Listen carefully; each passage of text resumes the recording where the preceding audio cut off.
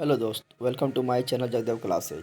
आज हम social science बोले तो सामाजिक विज्ञान का मॉडल सेट 3 लेकर आ गए हैं।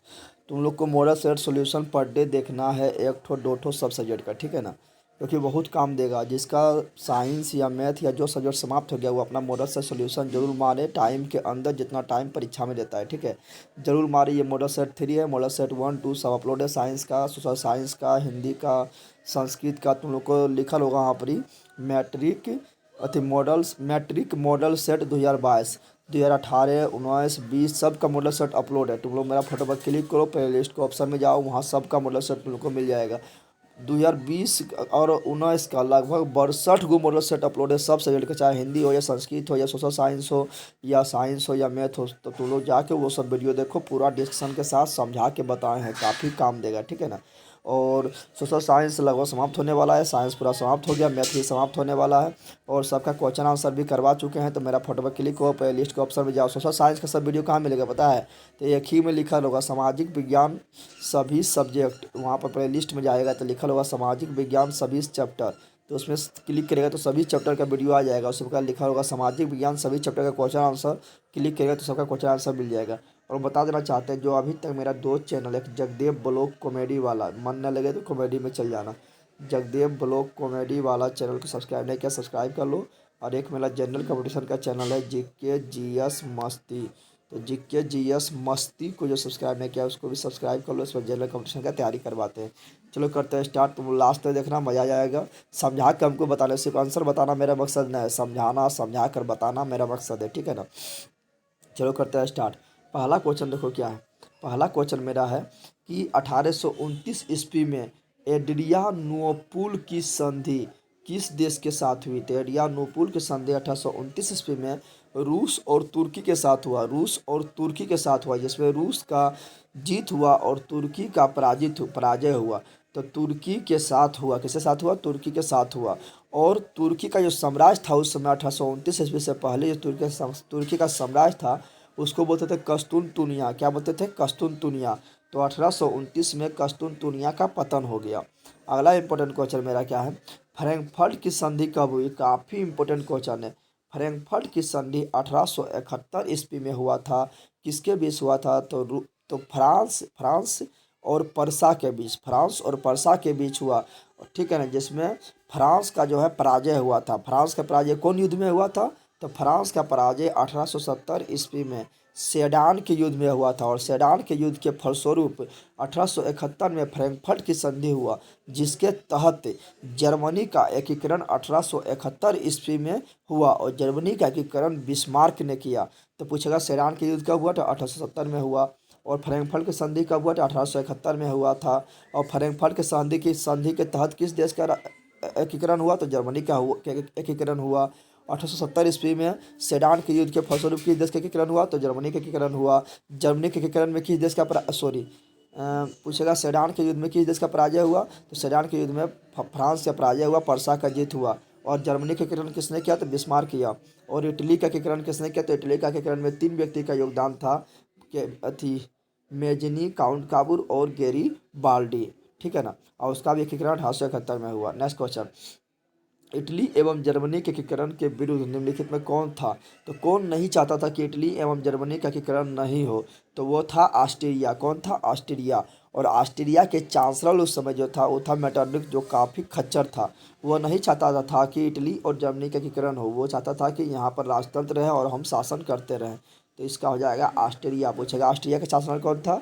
तो बोलना है मेटरनिक। क्या बोलना है? मेटरनिक बोलना है। और वियना कांग्रेस सम्मेलन जो हुआ था ऑस्ट्रिया की राजधानी वियना में हुआ था 1815 ईस्वी में। अगला, रूस में जार का अर्थ क्या होता है? तो बता चुके हैं कि रूस में जार का अर्थ होता है रूस का सम्राट। कौन होता है? रूस का सम्राट होता है। और हम लोग के यहाँ जार का अर्थ होता है पानी रखने वाला घड़ा। तो यहाँ हो जाएगा रूस का सम्राट। रूस का सम्राट कौन था? जान निकोलाई द्वितीय, जिसको बोल्शेविक क्रांति के फलस्वरूप उखाड़ कर फेंक दिया गया था। बोल्शेविक क्रांति नवंबर 1917 में हुआ था, जिसका नेता था लेनिन, ठीक है ना। अगला इंपॉर्टेंट क्वेश्चन है, लेनिन की मृत्यु कब हुई? तो हम जानते हैं कि लेनिन की मृत्यु 1924 ईस्वी में हुआ था। और ये बोल्शेविक क्रांति का नेता था। बोल्शेविक क्रांति नवंबर 1917 में रूस में हुआ था, जिसमें जारशाही शासन को उखाड़ फेंका था। और लेनिन जो है 1921 ईस्वी में नई आर्थिक नीति पूछेगा। लेनिन नई आर्थिक नीति कब लाया? तो 1921 ईस्वी में। लेनिन का मृत्यु कब हुआ? 1924 ईस्वी में। लेनिन का पूरा नाम क्या था? तो व्लादिमीर पुतिन लेनिन, ठीक है ना, याद रखना। अगला क्वेश्चन है मेरा, हिंद चीन की उत्तरी सीमा छूती है। तो हम जानते हैं कि हिंद चीन में 3 देश आता है, लाओस, कंबोडिया, वियतनाम। क्या बोले थे? Laos, Cambodia, Vietnam. हिंद चीन में 3 देश आता है, लाओस, कंबोडिया, वियतनाम। तो इसकी उत्तरी सीमा जो है उत्तर में, उत्तर बोले तो ऊपर होता है उत्तर, नीचे होता है दक्षिण, इधर होता है पूर्व, इधर होता है पश्चिम। तो बोला उत्तर, उत्तर बोले तो ऊपर में कौन कौन देश आता है? तो उत्तर में आता है म्यांमार एवं चीन। चलो तुम लोग को पिक्चर दिखा देते हैं। म्यांमार और चीन उत्तर में आता है। देखो ये पिक्चर देखो तुम लोग, ये पिक्चर तुम लोग देखो। ये अपना क्या है? प्यारा सा भारत, ठीक है ना। और ये क्या है? चमगादड़ चीन है। ये क्या है? चमगादड़ चीन, कोरोना, ठीक है ना। और यहाँ देखो तुमको मिलेगा, यहाँ पर देखो लाओस है, यहाँ देखो कम्बोडिया है, यहाँ देखो वियतनाम है। यानी ये तीनों देश मिलकर हिंद चीन का निर्माण करता है। तो इसके उत्तर में क्या है? तो इसके उत्तर में एक तो चीन हो गया, और यहाँ पर क्या है? म्यांमार। तो चीन और म्यांमार उत्तर में है। तो हिंद चीन के उत्तर में कौन कौन देश आ गया? तो आ गया चीन और म्यांमार। और हिंद चीन में कौन कौन देश आता है? तो लाओस, कंबोडिया, वियतनाम आता है। अगला क्वेश्चन मेरा क्या है? अगला क्वेश्चन है, वियतनाम में स्कॉलर्स रिवोल्ट किसने चलाया? स्कॉलर्स मतलब विद्वान, और रिवोल्ट मतलब आंदोलन, ठीक है ना। तो स्कॉलर्स आंदोलन, विद्वानों का आंदोलन किसके द्वारा चलाया गया? तो राजा के दरबार में जो अधिकारी, पढ़ा लिखा अधिकारी था, उसने चलाया था। फ्रांसीसी को अपने देश से, वियतनाम से भगाने के लिए, ठीक है ना। तो इसका सी नंबर सही हो जाएगा। हम जानते हैं कि हिंद चीन में बचने वाले फ्रांसीसी को क्या कहते थे? कोलोन कहा जाता था। लियांग किचाओ कौन थे? तो लियांग किचाओ चीनी सुधारक थे, यानी चीन के सुधारक थे, जिससे वियतनाम के लोग, हिंद चीन के लोग काफ़ी प्रभावित थे। अगला क्वेश्चन मेरा है जो काफ़ी इंपॉर्टेंट है, सिख के 10वें और अंतिम गुरु, 10वां गुरु ही अंतिम गुरु था, श्री गुरु गोविंद सिंह का जन्म कहाँ हुआ? तो बिहार में हुआ। बिहार में कहाँ हुआ? तो पटना में हुआ। पटना में कहाँ? पटना साहिब या पटना सिटी में हुआ था, ठीक है ना। तो गुरु गोविंद सिंह का जन्म पटना सिटी में हुआ था, जिसके नाम पर हरगोबिंद मंदिर बना हुआ है, ठीक है ना, पटना में बना हुआ था। सिख के 10वां गुरु थे, ठीक है। और सिख का प्रथम गुरु गुरु नानक देव था, जिसका जन्म पाकिस्तान के तलवंडी में हुआ था, ठीक है। अगला क्वेश्चन मेरा, जिसको गुरु नाना खाना साहब के नाम से जानते हैं। टीपू सुल्तान कौन थे? तो टीपू सुल्तान मैसूर के सुल्तान थे, मैसूर के शासक थे। और टीपू सुल्तान का कहना था कि 100 दिन भैरियों की तरह जीने से अच्छा है कि एक दिन शैर की जैसा जियो। ऐसा कहना था, टीपू सुल्तान का कहना था। सविनय अवज्ञा आंदोलन कब और किस यात्रा से हुआ था? हम जानते हैं कि सविनय अवज्ञा आंदोलन जो है 1930 ईस्वी के दांडी यात्रा से हुआ था। महात्मा गांधी ने 1930 ईस्वी में साबरमती आश्रम से दांडी यात्रा शुरू किया था। और दांडी यात्रा जब शुरू किया था कब? तो शुरू किया था 12 मार्च 1930 ईस्वी को, और 6 अप्रैल 1930 ईस्वी को दांडी पहुंचा। दांडी में पहुंचकर वहां नमक, समुद्र के पानी से नमक बनाकर नमक कानून को 6 अप्रैल 1930 ईस्वी को उल्लंघन किया था। और 6 अप्रैल 1930 ईस्वी को ही सभी ने अवज्ञा आंदोलन प्रारंभ कर दिया। इसका सी नंबर शुरू हो जाएगा। असहयोग आंदोलन भी महात्मा गांधी ने 1920 में किया था। और चंपारण सत्याग्रह आंदोलन 17 ईस्वी में महात्मा गांधी ने किया था। और भारत छोड़ो आंदोलन 1942 ईस्वी में महात्मा गांधी ने किया था। अगला क्वेश्चन मेरा है, Tata iron and steel company की स्थापना कब की गई? तो हम जानते हैं कि Tata iron and steel company यानी टिस्को, टिस्को इसको बोलते हैं, शॉर्ट में बोलते हैं TISCO, Tata iron steel company organisation की स्थापना 1907 ईस्वी में जमशेदजी टाटा ने किया था। कौन किया था? जमशेदजी टाटा ने 1907 ईस्वी में Tata iron and steel company की स्थापना किया था। अगला इंपॉर्टेंट क्वेश्चन है, सेफ्टी लैम्प का आविष्कार किसने किया?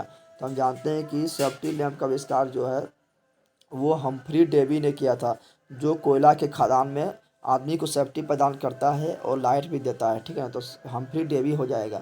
लेकिन एक क्वेश्चन इसी में पूछता है कि बताओ स्पिनिंग जेनी, स्पिनिंग जेनी क्या था? तो स्पिनिंग जेनी था सूता के काटने वाला मशीन, यानी सूता कटाई मशीन था, जिसका आविष्कार जेम्स हार्ग्रीज ने किया था। किसने किया था? जेम्स हार्ग्रीज ने किया था।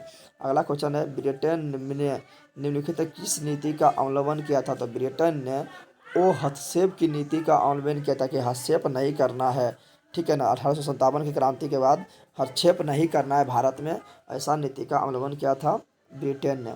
अगला क्वेश्चन है, 1810 से 1880 ईस्वी तक लंदन की आबादी 10 लाख से बढ़कर कितना हो गया?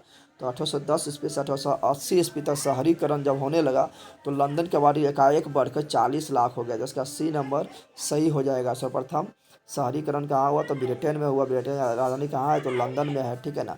क्योंकि औद्योगिक क्रांति का शुरुआत सर्वप्रथम ब्रिटेन यानी इंग्लैंड में हुआ, इसलिए सर्वप्रथम शहरीकरण भी वहीं पर हुआ था और सर्वप्रथम भूमिगत ट्रेन वहीं पर चलाया गया था 1863 ईस्वी में।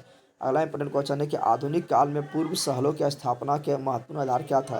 तो आधुनिक काल से पूर्व जो था शहर के स्थापना का मूल आधार था व्यापारी यानी बिजनेसमैन और धर्म, यानी सी नंबर सही हो जाएगा। प्राचीन काल में बोल रहा है, प्राचीन काल में किस स्थल मार्ग से एशिया और यूरोप का व्यापार होता था? तो एशिया और यूरोप के बीच व्यापार जो होता था वो स्थल मार्ग था कौन? तो रेशम मार्ग था। रेशम मार्ग इसका नाम क्यों पड़ा? क्योंकि ज़्यादा अधिकांश व्यापार उस रास्ता से रेशम का होता था, इसलिए इसको रेशम मार्ग या इंग्लिश में सिल्क रूट, सिल्क मतलब रेशम और रूट मतलब मार्ग कहा जाता है। चलो उस रूट को हम पिक्चर तुम लोग को दिखा देते हैं। देखो पिक्चर, ये देखो ये क्या है, यहाँ ध्यान दो, ये है अपना प्यारा सा भारत, ये दिखाई दे रहा है, ये अपना प्यारा सा भारत है। और सिल्क रूट देखो चाइना से होते हुए इधर क्या है? इधर मेरा यूरोप है। तो यूरोप जाता था स्थल मार्ग से भी और समुद्री मार्ग से भी, भारत के नीचे से होते हुए इधर अरब प्रायद्वीप होते हुए यहाँ कहाँ पहुँचता था? तो यूरोप पहुँचता था। तो ये था मेरा रेशम मार्ग, ठीक है ना। तो रेशम मार्ग भारत के ऊपर से भी जाता था और भारत के नीचे से भी जाता था, ठीक है। चलो देखते हैं नेक्स्ट क्वेश्चन।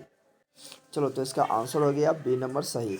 अगला क्वेश्चन देखते हैं। 18 नंबर क्वेश्चन क्या बोल रहा है? 18 नंबर क्वेश्चन बोल रहा है आर्थिक संकट यानी आर्थिक मंदी 1929 ईस्वी में आया था, ठीक है ना। तो मंदी के कारण यूरोप में कौन सी नई शासन प्रणाली का उदय हुआ? तो 1929 ईस्वी में आर्थिक संकट यानी आर्थिक मंदी आने के कारण यूरोप में जो है फांसीवाद और नाजीवाद शासन का उदय हुआ। नाजीवाद का जो नेता था वो था हिटलर। कौन था? हिटलर। हिटलर का पूरा नाम है एडोल्फ हिटलर। और फांसीवाद का जो नेता था वो था मुसोलिन। कौन था? मुसोलिन इटली का था। नाजीवाद जो था यानी नाजीवाद जो हिटलर था वो जर्मनी का नेता था।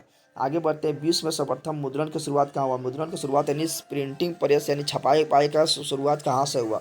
तो चीन से हुआ था। कहाँ से हुआ था? चीन से हुआ था, ठीक है ना। और सर्वप्रथम जो है छपाई का जो काम किया था वो क्या था? John Gutenberg. कौन क्या था? जॉन गुटनबर्ग ने किया था। और पूछेगा सर्वप्रथम छापे जाने वाला पुस्तक कौन था? तो वो था बाइबिल। कौन था? तो बाइबिल था जिसे जॉन गुटनबर्ग ने आविष्कार किया था और उस छपाई किया था, ठीक है ना। आगे बढ़ते हैं। और प्रिंटिंग प्रेस का आविष्कार जॉन गुटनबर्ग ने किया था। आगे बढ़ते हैं। अगला क्वेश्चन, कागज का आविष्कार सर्वप्रथम किस देश में हुआ था? कागज का आविष्कार चीन में हुआ। तो कागज का आविष्कार पूछे तो चीन में बोलना है। छपाई मशीन का पूछे तो चीन में बोलना है। पतंग का पूछे तो चीन में बोलना है। मुद्रा यानी रुपया पैसा यानी कागज का नोट पूछे तो चीन में बोलना है। सर्वप्रथम प्रतियोगिता परीक्षा बोले तो चीन में बोलना है, यानी नहीं पता तो चीन बोल देना है, ठीक है ना। और माप तोल पद्धति जो हुआ था वो फ्रांस में हुआ था, माप तोल पद्धति। अगला क्वेश्चन मेरा क्या है? जब हम लैंगिक विभाजन की बात करते हैं तो हमारा अभिप्राय क्या होता है? तो लैंगिक विभाजन है लिंग के आधार पर विभाजन। लिंग बोले तो स्त्री और पुरुष के बीच जो अंतर होता है, जैविक अंतर होता है, जिसके कारण हम जिसके कारण लोग विभेद करता है, उसी को बोलते हैं लैंगिक विभाजन। अगला क्वेश्चन मेरा क्या है? लोकतंत्र जनता के द्वारा जनता के लिए शासन किसने कहा? किसने कहा था कि लोकतंत्र जनता का है और जनता के द्वारा जो आदमी चुना जाता है वही शासन करेगा और जनता के लिए शासन करेगा? ये कहा था अब्राहम लिंकन, जो अमेरिका के 16वां राष्ट्रपति था। तो इसका आंसर हो जाएगा अब्राहम लिंकन। ये काफ़ी फेमस क्वेश्चन है जो हर बार पूछा जाता है। तो लोकतंत्र जनता के द्वारा जनता के लिए शासन किसने कहा? तो अब्राहम लिंकन। अगला क्वेश्चन मेरा है संघ सरकार का उदाहरण क्या है? तो संघ सरकार का उदाहरण मतलब होता है, संघ सरकार का उदाहरण का मतलब होता है केंद्र में अलग सरकार होता है और राज्य में अलग होता है, ठीक है ना। राज्य में मुख्यमंत्री शासन करेगा, केंद्र में राष्ट्रपति या प्रधानमंत्री शासन करेगा, ठीक है ना। उसको बोलते हैं संघ सरकार। तो देखो संघ सरकार का उदाहरण कौन है? तो ब्रिटेन भी है, अपना भारत भी है, संघ सरकार का उदाहरण है, ठीक है ना। ऑस्ट्रेलिया संघ सरकार का उदाहरण है। फिर हो गया आप लोग का पाकिस्तान भी हो गया, ठीक है ना। बांग्लादेश भी हो गया। ये सब क्या संघ सरकार का उदाहरण है। लेकिन लेकिन यहाँ देखो चीन भी है। लेकिन यहाँ पर संघ सरकार का उदाहरण कौन है? तो संघ सरकार का उदाहरण अमेरिका है, चीन नहीं है। चीन में एकमात्र शासन चलता है। तो अमेरिका हो जाएगा, भारत हो जाएगा, जापान हो जाएगा, इस सब में संघ सरकार है, यानी ए नंबर सही हो जाएगा। लेकिन चीन हो गया, ब्रिटेन हो गया, ये सब में संघ सरकार का उदाहरण नहीं है। सिर्फ यहाँ पर सिर्फ एक ही शासन होता है, केंद्र का शासन, ठीक है ना। अगला क्वेश्चन है नाइजीरिया में किस वर्ष संघीय व्यवस्था की स्थापना किया गया? तो नाइजीरिया में भी संघीय शासन चलता है जो 1950 ईस्वी में स्थापना किया गया। ये उतना इंपॉर्टेंट नहीं है। अगला क्वेश्चन है संघ राज्य की विशेषता नहीं है। तो पहले समझ लेते हैं कि संघ राज्य का विशेषता क्या है। तो संघ राज्य का विशेषता क्या है कि वहाँ लिखित संविधान होगा। इसे भारत क्या है? संघ शासित प्रदेश है, संघ राज्य यहाँ पर है तो यहाँ लिखित संविधान है। और यहाँ शक्ति का विभाजन है, केंद्र का अलग शक्ति है, राज्य का अलग शक्ति है। तो भारत में भी शक्ति का विभाजन है, क्योंकि भारत क्या है तो संघ राज्य है। यहाँ पर जो है सर्वोच्च न्यायपालिका है, सुप्रीम कोर्ट है। सही बात है, भारत में सर्वोच्च न्यायपालिका है, सुप्रीम कोर्ट है, ठीक है ना। तो भारत, अमेरिका, ये सभी क्या है, ये सभी संघ राज्य है, ठीक है ना। लेकिन ब्रिटेन हो गया, ठीक है ना, ब्रिटेन हो गया, श्रीलंका हो गया, ठीक है, चीन हो गया, इस समय संघ राज्य नहीं है। वहाँ पर क्या है, इकहरी शासन व्यवस्था है। तो संघ राज्य का विशेषता क्या नहीं है, तो सी नंबर सही हो जाएगा, इकहरी शासन व्यवस्था नहीं है। इकहरी शासन व्यवस्था कहाँ पर है, तो ब्रिटेन में है। अगला क्वेश्चन देख लेते हैं। अगला है, बिहार सरकार ग्राम पंचायतों की स्थापना में औसत आबादी कितना मानता है। तो औसत आबादी 7,000 मानता है ग्राम पंचायत की स्थापना करने के लिए, 7,000। इसका सी नंबर सही हो जाएगा। हम जानते हैं कि पंचायती राज की जो हम लोग का जो पंचायती राज है वो है त्रिस्तरीय, यानी ग्राम पंचायत पर ग्राम अति गांव लेवल पर ग्राम पंचायत, ब्लॉक लेवल पर पंचायत समिति और जिला लेवल पर जिला परिषद है। और पंचायती राज का शुरुआत सर्वप्रथम 2 अक्टूबर 1959 को राजस्थान के नागौर जिला से हुआ था, बलवंत राय मेहता कमेटी के अनुसार। अगला क्वेश्चन है, बिहार में संपूर्ण क्रांति का नेतृत्व निम्नलिखित से किसने किया।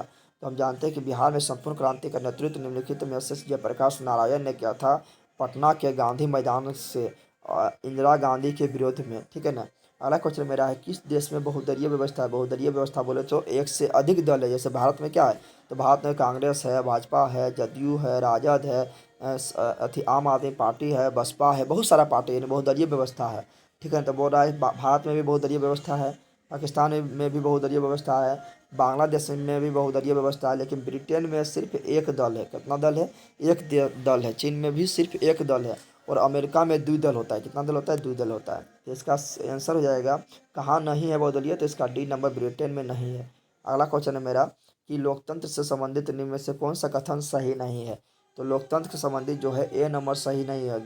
व्यक्ति की गरिमा के मार्ग में अवरोध उत्पन्न करता नहीं। लोकतंत्र जो है, लोकतंत्र में जनता अपना मर्जी से सरकार को चुनता है, तो यहाँ पर व्यक्ति की गरिमा को उत्थान होता है, अवरोध नहीं होता है। तो ए नंबर जो है ये गलत हो गया। अगला इंपॉर्टेंट क्वेश्चन है कि लोकतंत्र के परिणामों के संदर्भ में सही कथन कौन सा है। तो इसमें सही कथन बताना है कौन सा है। तो लोकतंत्र क्या करता है, इसका सी नंबर हो जाएगा। लोकतंत्र जो है विविधताओं को अपने में समेट लेता है। भारत में क्या है, लोकतंत्र है, यहाँ अपना सरकार चुनने का अवसर है। तो यहाँ बहुत सारा है, यहाँ पर खान पान, वेशभूषा, बोली चाल, धर्म धर्म के आधार पर बहुत सारा यहाँ पर क्या विविधता है। लेकिन सभी को लोकतंत्र के अंदर आपस में समेट लिया है, सबके बीच सामंजस्य स्थापित हो गया है। इसका सी नंबर सही हो गया। इसलिए तो लोकतंत्र सभी विविधताओं को अपने अंदर समेट लेता है। अगला है इंपोर्टेंट क्वेश्चन, लोकतांत्रिक शासन व्यवस्था के संदर्भ में कौन सा कथन सही है। तो कौन सा कथन सही है, तो लोगों के आर्थिक असमानताओं का अभाव होता है, गलत बात है। निर्णय लेने में देर, हाँ सही बात है। लोकतंत्र में जो है निर्णय लेने में भले ही देर हो जाए, लेकिन जो निर्णय आता है वो परंतु सही निर्णय लेने की संभावना बढ़ता है, क्योंकि लोकतंत्र में लोगों के द्वारा सरकार चुना जाता है। निर्णय लेने में भले ही देर हो जाए, लेकिन सही निर्णय लिया जाता है। तो बी नंबर सही हो जाएगा। अगला इंपोर्टेंट क्वेश्चन है, लोकतांत्रिक व्यवस्था में सत्ता के विकेंद्रीकरण, यानी सत्ता को यानी पावर का विकेंद्रीकरण हुआ था की दृष्टि से कौन सा संवैधानिक संशोधन महत्वपूर्ण रहा है। तो हो जाएगा 73वां और 74वां, क्योंकि हम जानते हैं कि लोकतंत्र में जो है सत्ता के विकेंद्रीकरण दो आधार पर था, एक था केंद्र सरकार, एक था राज्य सरकार। लेकिन 73वां संविधान संशोधन के द्वारा पंचायती राज की व्यवस्था भी कर दिया है, ग्राम पंचायत पर पंचायती राज का व्यवस्था भी कर दिया गया है, जो सत्ता का बंटवारा कर दिया है, विकेंद्रीकरण कर दिया गया है और गाँव में। और 74वां संविधान संशोधन के द्वारा शहर में जो है नगर पालिका की व्यवस्था कर दिया गया है। तो 73वां संविधान संशोधन के द्वारा 1993 में गांव में ग्राम पंचायत, और 74वां संविधान संशोधन के द्वारा 1994 में शहर में नगर पालिका की व्यवस्था किया गया, जो सत्ता का विकेंद्रीकरण था। तो इसका सी नंबर सही हो जाएगा। और त्रिस्तरीय पंचायती राज व्यवस्था चलता है, जो बलवंत राय मेहता कमेटी के अनुसार सलाह दिया गया था। किस देश में जल संघर्ष एक बड़ा मुद्दा बनकर उभरा था। तो हम जानते हैं कि पढ़ाए थे जन संघर्ष एवं जन आंदोलन, जब तुम लोग को हम पोलिटी यानी सिविक्स में पढ़ा रहे थे, तो वहाँ बताए थे बोलीविया में जो है जल जो है महंगा हो गया था, कितना 4 गुना महंगा हो गया था। तो वहाँ के लोग विद्रोह कर दिया था, किसके कारण, तो जल की कीमत में वृद्धि के कारण, ठीक है। इसका बी नंबर सही हो जाएगा। अगला क्वेश्चन है, आधुनिक युग में प्रत्यक्ष लोकतंत्र कहाँ है। प्रत्यक्ष लोकतंत्र बोले तो वैसा लोकतंत्र जहाँ जहाँ जनता तो सरकार को चुनता ही हो, लेकिन अगर कोई कानून भी बनाना हो, सरकार को कोई कानून भी बनाना हो, कोई नियम भी बनाना हो, तो वो जनता से वोट करवाता हो, जनता से पूछ कर काम करता हो। तो उससे बोलते हैं प्रत्यक्ष लोकतंत्र। भारत में तो जनता से को कानून बनाना होता है। जैसे मान लो भारत में नरेंद्र मोदी नोटबंदी किया था, क्या जनता से पूछा था? नहीं पूछा था। भारत में नरेंद्र मोदी जीएसटी लाया था, क्या जनता से पूछा था? नहीं पूछा था। तो जहाँ जनता से कानून बनाने में, कोई नियम या कोई फैसला लेने में जनता से नहीं पूछता, उसे बोलते हैं अप्रत्यक्ष। क्या बोलते हैं? अप्रत्यक्ष लोकतंत्र बोलते हैं। तो भारत अप्रत्यक्ष लोकतंत्र है। लेकिन स्विट्जरलैंड में कोई भी काम सरकार करेगा तो जनता से पूछेगा। तो स्विट्जरलैंड में क्या है? तो प्रत्यक्ष लोकतंत्र है। ठीक है। अगला इंपॉर्टेंट क्वेश्चन है, ऊर्जा के मुख्य स्रोत क्या है? तो ऊर्जा का मुख्य स्रोत जो है सब लोग जानता है कि कोयला भी है, पेट्रोलियम भी है और विद्युत भी है। तो इनमें से सभी हो जाएगा। क्या हो जाएगा? सभी हो जाएगा। लेकिन इनमें से सभी अगर ऑप्शन नहीं दिया रहता, यहाँ पर कुछ और दिया रहता, तो उसमें से सबसे मेन होता कोयला। ठीक है ना। लेकिन सभी दे दिया तो सभी हो जाएगा। अगला, अर्थव्यवस्था के मुख्य कितने प्रकार होते हैं? तो हम जानते हैं कि अर्थव्यवस्था के मुख्य 3 प्रकार होते हैं। एक होता है पूंजीवादी, जहाँ सब प्राइवेट है वो हो गया पूंजीवादी। जैसे अमेरिका क्या है? पूंजीवादी। एक होता है समाजवादी, जहाँ सब सरकारी है उसे बोलते हैं समाजवादी। जैसे रूस क्या है? समाजवादी है। और एक होता है मिश्रित बोले तो खिचड़िया में से सब कुछ नहीं मिला देते हैं। तो मिश्रित बोले तो जहाँ सरकारी और प्राइवेट दोनों है। तो भारत में सरकारी प्राइवेट दोनों है। सरकारी स्कूल, प्राइवेट स्कूल, सरकारी हॉस्पिटल, प्राइवेट हॉस्पिटल, सरकारी बस, प्राइवेट बस। ठीक है ना। तो भारत क्या है? मिश्रित है। कैसा है? तो भारत मिश्रित अर्थव्यवस्था, याद रखना। तो 3 हो जाएगा। ठीक है ना। भारत के साथ अर्थव्यवस्था है तो मिश्रित अर्थव्यवस्था है। अगला क्वेश्चन है, भारत में नीति आयोग की स्थापना कब हुई? तो हम जानते हैं कि भारत में नीति आयोग की स्थापना 1 जनवरी 1915 से 2015 ईस्वी का हुआ था, जिसका स्थापना नरेंद्र मोदी ने किया था। और नरेंद्र मोदी ने 31 दिसंबर 2014 ईस्वी को योजना आयोग को समाप्त कर दिया। उसके स्थान पर 1 जनवरी 2015 ईस्वी को नीति आयोग लाया था। और योजना आयोग और नीति आयोग का अध्यक्ष कौन होता है? प्रधानमंत्री होता है। याद रखना, कौन होता है? प्रधानमंत्री होता है। ठीक है। अगला इंपॉर्टेंट क्वेश्चन मेरा है कि विश्व विकास रिपोर्ट 2005 ईस्वी में भारत में प्रति व्यक्ति आय कितना था? तो $720 था। ये इंपॉर्टेंट ना है, हटाओ इसको। ठीक है। अगला क्वेश्चन है, राष्ट्रीय आय क्या है? तो राष्ट्रीय आय क्या है? तो एक वर्ष में किसी देश के अंदर, ठीक है ना, उत्पादित सभी वस्तुओं के आय को हम राष्ट्रीय आय कहते हैं। इसका सूत्र क्या होता है? इसका सूत्र होता है जीडीपी प्लस विदेश से अर्जित आय, मूल्य ह्रास और अप्रत्यक्ष कर। ठीक है ना। तो इसका सी नंबर सही हो जाएगा। ठीक है। ये भी उतना इंपॉर्टेंट नहीं था। अगला है, विनिमय बिल निम्नलिखित में किसका प्रकार है? तो विनिमय बिल का भुगतान कौन करता है? बैंक करता है। उसको भंजाता कौन है? तो बैंक भंजाता है। इसका जगह साख पत्र, तुम्हारा साख पत्र कुछ है, तुम्हारा जो है क्रेडिट पत्र कुछ है, तो उसका क्या करेगा? उसको भंजाने का काम करेगा कौन? तो बैंक करता है। तो 41 का बी नंबर सही होता है, जिसके तहत वो लोन देता है। अगला क्वेश्चन जो काफ़ी इंपॉर्टेंट है, 42 नंबर, मुद्रा वह है जो जिसके चारों तरफ संपूर्ण आर्थिक विज्ञान चक्कर काटता है। किसका वक्तव्य है? तो ये हो जाएगा मार्शल। किसका वक्तव्य है? तो ये हो जाएगा मार्शल का कथन है कि मुद्रा वह है, वह कारक है जिसके चारों तरफ संपूर्ण आर्थिक विज्ञान चक्कर काटता है। तो बी नंबर सही हो जाएगा। भारतीय रिजर्व बैंक की स्थापना कब हुई? तो भारतीय रिजर्व बैंक की स्थापना जो हुआ था वो 1 अप्रैल 1935 ईस्वी को हुआ था। 1 अप्रैल 1935 ईस्वी को हुआ था। लेकिन 1949 ईस्वी में रिजर्व बैंक ऑफ इंडिया का राष्ट्रीयकरण कर दिया गया। राष्ट्रीयकरण का मतलब होता है सरकारी कर दिया। पहले प्राइवेट था, सरकारी कर दिया, तो 1949 ईस्वी में। लेकिन एक क्वेश्चन पूछेगा कि बताओ कि व्यापारिक बैंक जो है, व्यापारिक बैंक या व्यावसायिक बैंक? व्यावसायिक बैंक बोले तो जितना भी एसबीआई है, पीएनबी है, ठीक है ना, यूको बैंक है, बैंक ऑफ बड़ौदा है, बैंक ऑफ इंडिया है, इंडियन नेशनल बैंक है, तो जितना भी बैंक है सब एक व्यावसायिक बैंक है, क्योंकि सब व्यवसाय करता है।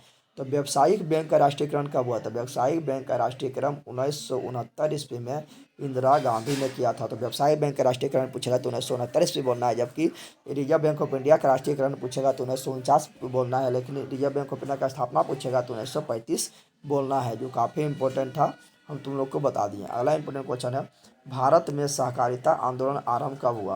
तो भारत में सहकारिता आंदोलन जो है, आंदोलन 1904 ईस्वी में आरंभ हुआ। इसी के तहत सहकारिता बैंक का स्थापना हुआ था। इसका ए नंबर सही हो जाएगा। 1904 ईस्वी में सहकारिता आंदोलन आरंभ हुआ। सहकारिता के मतलब होता है कि आपस में सभी लोग मिलजुल कर कार्य करना सहकारिता कहलाता है। किस क्षेत्र को द्वितीयक क्षेत्र कहा जाता है? तो हम जानते हैं कि उद्योग क्षेत्र को द्वितीयक क्षेत्र कहा जाता है। और प्राथमिक क्षेत्र हम कृषि पशुपालन को बोलते हैं प्राथमिक क्षेत्र। तो प्राथमिक क्षेत्र में आता है कृषि, पशुपालन और खनन क्षेत्र, ठीक है ना। और प्राथमिक क्षेत्र को कृषि क्षेत्र कहते हैं। और द्वितीयक क्षेत्र को उद्योग क्षेत्र कहा जाता है। और तृतीयक क्षेत्र को सेवा क्षेत्र कहा जाता है, ठीक है ना, याद रखना। नेक्स्ट मेरा क्वेश्चन है, इनमें से पिछड़ा राज्य किसे कहा जाता है? तो हम जानते हैं कि बिहार जो है काफ़ी पिछड़ा है। साक्षरता की दृष्टि में सबसे पिछड़ा राज्य बिहार, प्रति व्यक्ति आय की दृष्टि से सबसे पिछड़ा राज्य बिहार, ठीक है ना।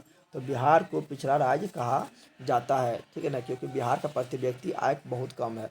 नई आर्थिक नीति की घोषणा कब की गई? तो हम जानते हैं कि नई आर्थिक नीति की घोषणा 1991 ईस्वी में किया गया था, जिस समय पर भारत का प्रधानमंत्री पी.वी. नरसिम्हा राव था। और 1991 ईस्वी में नई आर्थिक नीति लाया था कौन? तो डॉक्टर मनमोहन सिंह लाया था। नई आर्थिक नीति का 3 अंग है। कितना अंग है? 3 अंग होता है। एक होता है निजीकरण, एक होता है वैश्वीकरण, एक होता है उदारीकरण। तो नई आर्थिक नीति का 3 अंग उदारीकरण, वैश्वीकरण और निजीकरण, और वैश्वीकरण का 5 अंग होता है। अगला इंपॉर्टेंट क्वेश्चन है, पार्ले समूह के थम्स अप ब्रांड को किस व्यवस्था कंपनी खरीद लिया? तो कोको कोला ने खरीद लिया। अगर तुम लोग को जो मेरा सोशल साइंस नहीं पढ़ा हो तो सोशल साइंस जाके पढ़ो, प्लेलिस्ट के ऑप्शन में जाओ तो प्लेलिस्ट में जाने वाला लिखा रहेगा सामाजिक विज्ञान सभी चैप्टर, तो उसमें क्लिक करेगा तो सभी सब्जेक्ट का मिल जाएगा वीडियो, चाहे वो हिस्ट्री हो या भूगोल हो या इकोनॉमिक्स हो या सिविक्स हो, सबका मिल जाएगा, ठीक है ना। और क्वेश्चन आंसर भी सबका मिल जाएगा, ठीक है। अगला इंपॉर्टेंट क्वेश्चन है, स्वर्ण आभूषणों के परिशुद्धता को सुनिश्चित करने के लिए किस मान्यता प्राप्त चिन्ह का होना आवश्यक है? तो जानते हैं कि जितना भी आभूषण होता है, खासकर स्वर्ण आभूषण, उसमें हॉल मार्क होता है। क्या होता है? हॉल मार्क होता है, ठीक है ना। और जितना भी एग्रीकल्चर हो, एग्रीकल्चर बोले तो कृषि का सामान होता है, चाहे वो बीज हो या कोई मशीन उशीन हो कृषि से संबंधित, या कृषि से संबंधित खाद हो या बीज हो, उस पर एग मार्क होता है। क्या होता है? Egg mark. एग मतलब एग्रीकल्चर, एग्रीकल्चर मतलब कृषि, तो उसमें एग मार्क होता है। और जितना भी पर्यावरण के से संबंधित सामान होगा, जो पर्यावरण को नुकसान नहीं पहुंचाएगा, पर्यावरण से संबंधित सामान होगा, उसमें होगा इक्को मार्क। क्या होगा? इक्को मार्क। इक्को मतलब इन्वायरमेंट, तो इक्को मार्क होगा, ठीक है ना। और ISI मार्क क्या होता है? तो जितना भी फैक्ट्री में सामान उत्पादन होता है, चाहे वो कोई भी सामान हो, ठीक है ना, उस पर होता है ISI मार्क, ठीक है। तो अगला क्वेश्चन देखते हैं क्या है। तो आभूषण बोलेगा तो बोलना है हॉल मार्क, पर्यावरण बोलेगा तो बोलना है इको मार्क, और कृषि बोलेगा तो बोलना है एग मार्क, ठीक है ना। अगला इंपॉर्टेंट क्वेश्चन है, यदि किसी सेवा या वस्तु का मूल्य 20 लाख से अधिक तथा 1 करोड़ से कम है तो उपभोक्ता शिकायत कहाँ दर्ज कर सकता है? तो इतना का अगर उसको चुनना लग गया है तो उसका शिकायत उपभोक्ता जो है राज्य आयोग में कर सकता है। कहाँ कर सकता है? राज्य आयोग में। अगला इंपॉर्टेंट क्वेश्चन है मेरा, और शिकायत करने में 1 भी रुपया नहीं लगता है। प्राणियों के शरीर में कितना प्रतिशत जल होता है? तो हम जानते हैं प्राणियों के शरीर में जो है 65% जल होता है। कितना होता है? 65% जल होता है, याद रखना है, ठीक है। 1 टन इस्पात बनाने में कितने मैगजीन का उपयोग होता है? तो 1 टन इस्पात बनाने में 10 किग्रा मैगजीन का उपयोग होता है, ठीक है ना। तो 1 टन अगर इस्पात बनाना है, इस्पात कैसे बनता है? तो लोहा में कार्बन मिलाकर इस्पात बनाया जाता है, ठीक है ना। और क्रोमियम और निकल भी मिलता है, ठीक है। तो 1 टन अगर बनाना है, 1 टन बनाना है अगर इस्पात, तो उसमें 100 किग्रा मैंगनीज का आवश्यकता पड़ेगा। अगला इंपॉर्टेंट क्वेश्चन है मेरा कि कौन सी नदी प्रायद्वीप भारत की सबसे कौन सी नदी प्रायद्वीपीय भारत की, प्रायद्वीपीय भारत बोले तो दक्षिणी भारत जो होता है, ठीक है ना। तो प्रायद्वीपीय भारत की सबसे लंबी नदी है तो वह है गोदावरी। तो गोदावरी नदी जो है प्रायद्वीपीय भारत की सबसे लंबी नदी है।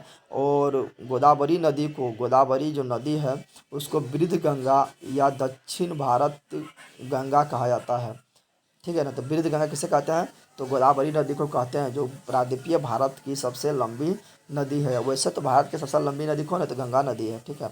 अगला इंपॉर्टेंट क्वेश्चन है, आधुनिक समय की रीढ़ क्या है? तो हम जानते हैं कि आधुनिक समय का जो रीढ़ है, ठीक है ना, वो है लोहा। क्योंकि रीढ़ मतलब होता है कि जो तुम्हारे शरीर को खड़ा करने में उपयोग होता है। तो पीछे जो पीठ के साइड जो होता है उसको बोलते हैं रीढ़ की हड्डी। उसी प्रकार वो भी कर कारखाना लगाना हो, चाहे रेलवे का विकास करना हो, तो हर जगह देखो लोहा ही लोहा है। बिना लोहा का कोई भी कारखाना खोलना असंभव है। तो रीढ़ का हड्डी कौन हो गया? तो लोहा हो गया।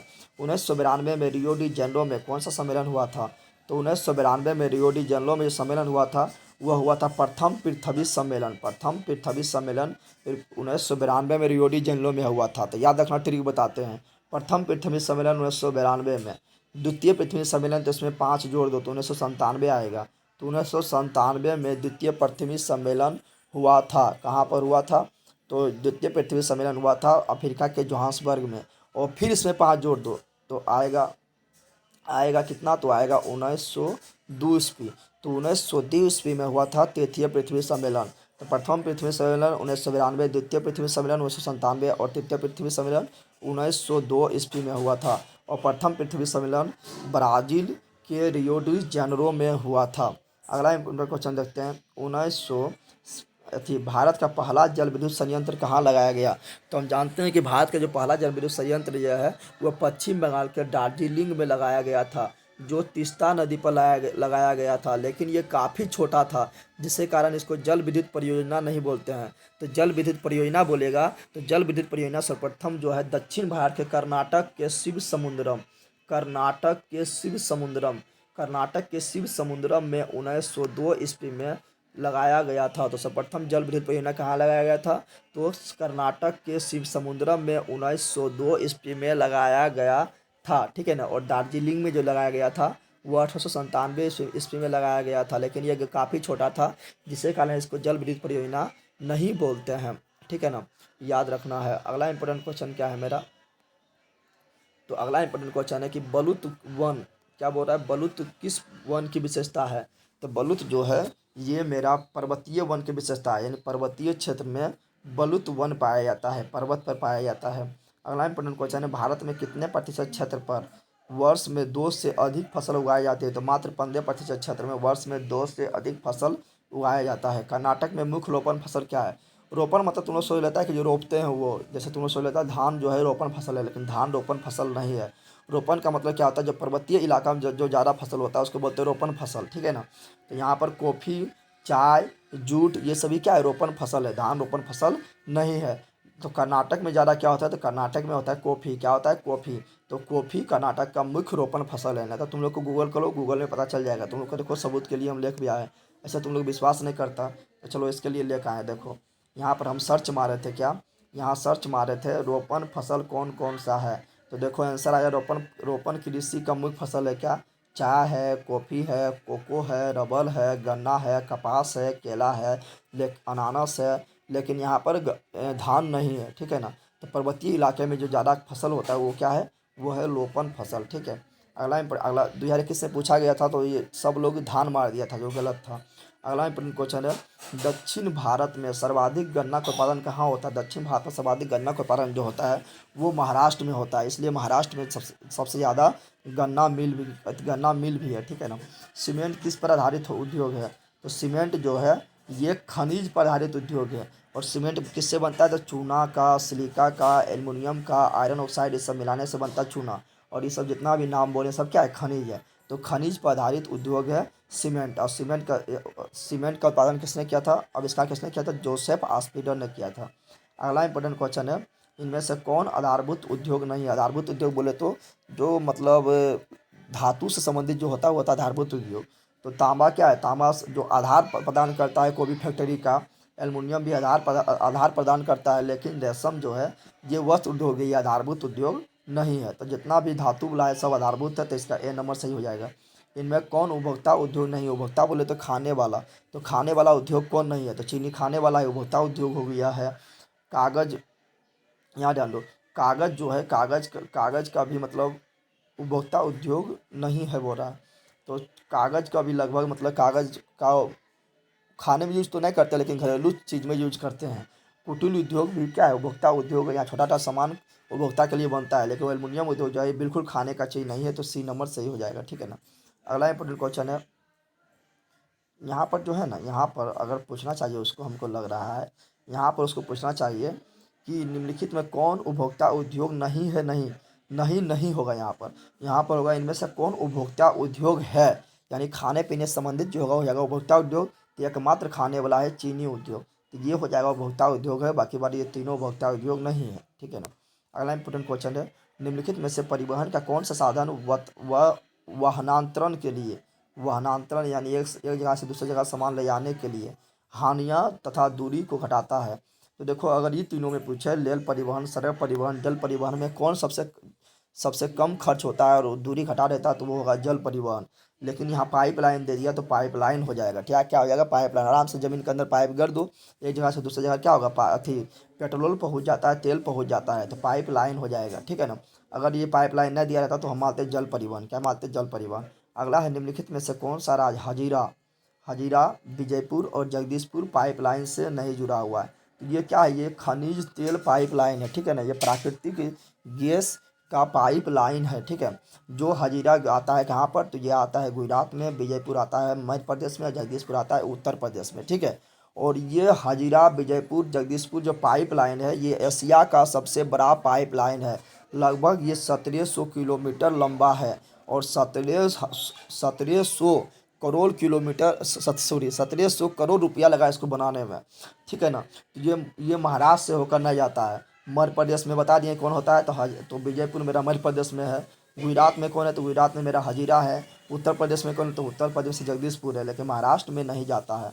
इसका आंसर हो जाएगा क्या, महाराष्ट्र। पूछ रहा है नहीं तो क्या हो जाएगा, महाराष्ट्र हो जाएगा। अगला है, इनमें से कौन सा पतन पूर्वी तट पर स्थित है। पूर्वी तट बोले तो जैसे ही भारत का निचला हिस्सा इधर हो गया पूरब, इधर हो गया पश्चिम। तो बोल रहा है पूरब में कौन स्थित है बताना है। जो अंतः स्थलीय, क्या बोल रहा है, अंतः स्थलीय तथा अधिकतम गहराई का पतन है जो पूर्ण सुरक्षित है। तो हम जानते हैं कि भारत का सबसे गहरा पतन जो है वो कौन सा है, तो वो जो पतन है वो है विशाखापट्टनम, जो कहाँ पर है, आंध्र प्रदेश में है। तो इसका आंसर हो जाएगा आंध्र प्रदेश में है विशाखापट्टनम। पारादीप जो है उड़ीसा में है। तूतीकोलन जो है ये चेन्नई में है, सॉरी तमिलनाडु में है। और चेन्नई भी जो है ये तमिलनाडु में है। अगला है कांवर झील स्थित है। तो कांवर झील जो है बेगूसराय में है। कहाँ पर है, कांवर झील बेगूसराय में है। यहाँ जो बोल रहा हूँ ध्यान से सुनो, कांवर झील बेगूसराय में हो गया है। उसी प्रकार पूछेगा कि बताओ संजय गांधी राष्ट्रीय उद्यान कहाँ है, तो बोलना है पटना में। उसी प्रकार पूछेगा कि कहलगांव कहलगांव विद्युत परियोजना कहाँ है, तो कहलगांव है भागलपुर में। उसी प्रकार तुम लोग को पूछेगा काटिए तापिये विद्युत परियोजना कहाँ है, तो बोलना है मुजफ्फरपुर। क्या बोलना है, मुजफ्फरपुर। उसी प्रकार तुम लोग को पूछेगा कि बताओ गोला बारूद बंदूक के कारखाना कहाँ है, तो मुंगेर में। कहाँ है, मुंगेर में। जितना चीज़ बोले काफ़ी इंपॉर्टेंट है। उसी प्रकार पूछेगा पूर्व मध्य रेलवे का मुख्यालय कहाँ है, तो बिहार में एकमात्र पूर्व मध्य रेलवे का मुख्यालय है, ठीक है, एकमात्र रेलवे का मुख्यालय है जो हाजीपुर में है। कहाँ पर, हाजीपुर में। बिहार में तेल शोधक कारखाना कहाँ है, तो बरौनी में है। जितना भी बोले उससे क्वेश्चन आना फिक्स है, ठीक है ना। तो तेल शोधक कारखाना कहाँ हुआ, बरौनी में हो गया। किस नगर में कालीन तैयार होता है, तो ऐसे तो भारत में सबसे ज़्यादा कालीन तैयार होता है मिर्ज़ापुर, जो यूपी में है, ठीक है ना। तुम लोग मिर्ज़ापुर देखा भी होगा, मिर्ज़ापुर जैसे अथी आया है, एक एपिसोड आया है, ठीक है ना। लेकिन बिहार में पूछ रहा है कहाँ पर कालीन तैयार होता है। कालीन तैयार मतलब जो कारपेट नीचे में बिछाते हैं उसके बारे में बोल रहा है। तो बिहार में हो जाएगा दाऊद नगर। क्या हो जाएगा, दाऊद नगर। अगला इंपॉर्टेंट क्वेश्चन है 2001 ईस्वी की जनगणना के अनुसार बिहार की नगरीय आबादी कितना था, तो 2001 की जनगणना बहुत पहले पूछ रहा है। तो मात्र 10.5% था बिहार का नगरीय आबादी, क्योंकि बिहार हम जानते हैं कि ज़्यादा गाँवों का, बिहार में ज़्यादा गांव है, शहर ज़्यादा तो है ना, तो नगर में बहुत कम रहेगा 10.5।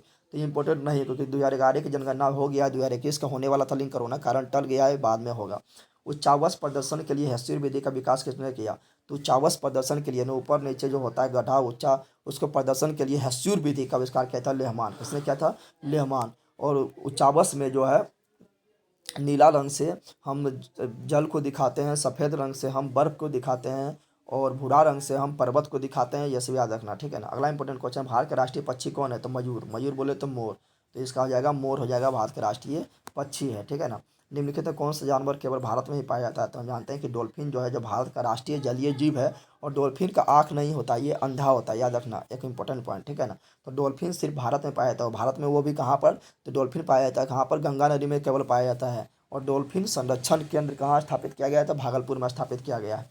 लौह अयस्क किस प्रकार का संसाधन है, तो लौह अयस्क हम जानते हैं कि इसका मात्रा सीमित है, अगर एक बार समाप्त हो गया तो इसको बनाना फिर संभव नहीं है, ठीक है। तो यानी ये अनवीकरणीय संसाधन है, यानी इसे पुनः प्राप्त नहीं कर सकते, वो नवीकरणीय संसाधन है, ठीक है ना। अगला, तटरेखा से कितने किलोमीटर तक क्षेत्र सीमा अपवार्जिक आर्थिक क्षेत्र कहलाते हैं, तो हो जाएगा 200 नॉटिकल मील। तो तट रेखा जैसे भारत की निचला रेखा है, इससे 200 नॉटिकल मील समुद्र में जो दूरी है वो कहलाता है अपवार्जक आर्थिक क्षेत्र। और 1 नॉटिकल मील बराबर होता है 1.852 किलोमीटर, ठीक है ना। 1 नॉटिकल मील बराबर होता है 1.852 किलोमीटर होता है। और समुद्री दूरी को हम नॉटिकल मील में मापते हैं। लेकिन पूछेगा संलग्न आर्थिक क्षेत्र, या पूछेगा तुम्हारा भारत का प्रादेशिक सीमा कहाँ तक होता है समुद्र में, तो होता है 12 नॉटिकल मील। कितना होता है, 12 नॉटिकल मील भारत का प्रादेशिक सीमा होता है। और संलग्न सीमा 24 नॉटिकल मील होता है। और अपवार्जिक आर्थिक क्षेत्र 200 नॉटिकल मील होता है। तो क्या क्या बोले, प्रादेशिक सीमा पूछेगा तो बोलना है 12 नॉटिकल मील, संलग्न पूछेगा तो 24 नॉटिकल मील, और अपवार्जिक आर्थिक क्षेत्र पूछेगा तो 200 नॉटिकल मील। इनमें से कौन सा मानव जनित आपदा है, मानव जनित यानी मानव के द्वारा उत्पन्न किया गया आपदा है, प्राकृतिक के द्वारा अपने आप नहीं हुआ है। तो आतंकवाद जो है मानव द्वारा उत्पन्न किया गया है, दंगा भी मानव करता है, महामारी भी मानव के कारण आता है। जैसे कोरोना क्या है, मानव द्वारा चीन में उत्पन्न किया गया है, तो इसका डी नंबर सही हो जाएगा, ठीक है ना। और जैसे बोलेंगे बाढ़ बोल लेंगे, भूकंप बोल लेंगे, सुनामी बोल लेंगे, तो ये सब प्रकृति के द्वारा आता है, मनुष्य इसको नहीं लाता है। तो ये सब हो गया प्राकृतिक आपदा, और ये तीनों क्या गया मानवकृत। बाढ़ क्या है, तो बाढ़ एक प्राकृतिक आपदा है, अभी थोड़ा बताए थे। और बाढ़ के समय में कहाँ जाना चाहिए, तो बाढ़ के समय हम ऊंचे स्थान पर जाना चाहिए। और बाढ़ से किसी को हानि होता है, तो बाढ़ की चपेटा में जो जो आ जाएगा सबको हानि हो जाएगा, चाहे वो जाल हो या माल हो या फसल हो या मकान हो, सबका हानि होता है। भूकंप से पृथ्वी से भूकंप की सतह पर पहुंचने वाला सबसे पहला तरंग कौन है, तो तरंग 3 होता है। भूकंप तरंग कितना होता है, 3 होता है, PSL। पी मतलब प्राथमिक, एस मतलब सेकेंडरी, एल मतलब लास्ट, ठीक है ना। तो प्राथमिक सेकेंड सबसे पहले आता है, प्राथमिक तरंग पहले आता है, सेकेंडरी तरंग 2 नंबर में आता है, और लास्ट तरंग सबसे लास्ट में आता है। प्राथमिक तरंग से सबसे कम हानि आता होता है, लास्ट तरंग जो आता है उससे ज़्यादा हानि होता है। अगला इंपॉर्टेंट क्वेश्चन है, तो भूकंप ये तरंग 3 हो गया, ठीक है ना। अगला इंपॉर्टेंट क्वेश्चन मेरा है, वो है आग से जलने की स्थिति में जले हुए स्थान पर क्या प्राथमिक उपचार करना चाहिए। प्राथमिक उपचार मतलब होता है कि हम अपने से क्या कर सकते हैं घर में, ठीक है ना। हॉस्पिटल में तो जो करेगा वो द्वितीयक उपचार हो गया। हम अपने से क्या कर सकते हैं, तो ठंडे पानी डालना चाहिए जहाँ पर जल गया है, ठीक है। तो ए नंबर सही हो जाएगा, ये मेरा प्राथमिक उपचार हो गया। और अस्पताल पहुँचाना ये द्वितीयक उपचार हो गया, ठीक है ना। अगला है समान संचार व्यवस्था के बाधित होने के क्या कारण है, कि कभी मान लो तुम्हारा नेट भाग गया, कभी जो है नेट नहीं चल रहा है तुम्हारा मोबाइल का, कभी बात ना हो रहा है, तो ये सब कारण क्या है। जैसे कारण है केबल का टूट जाना, जो ज़मीन के अंदर से केबल गया है या ऊपर ऊपर जो केबल गया है उसका टूट जाने से क्या होता है, समान संचार व्यवस्था जो है बाधित हो जाता है। इस प्रकार तुम्हारा 80 क्वेश्चन हम करवा दिए। तो बताओ वीडियो कैसा लगा, अच्छा लगा तो लाइक शेयर सब्सक्राइब जरूर करें, और अपना अगल बगल में सब लोग अपना 5 दोस्तों को कम से कम शेयर जरूर करें, ठीक है ना, जिससे कि चैनल पे बड़ा हो सके। और आप लोग के लिए इतना मेहनत करें तो आप लोग को भी फर्ज बनता है कि आप लोग इस चैनल को सपोर्ट करें। मिलते हैं नेक्स्ट वीडियो में। जय हिंद, जय भारत, जय बिहार। थैंक्स।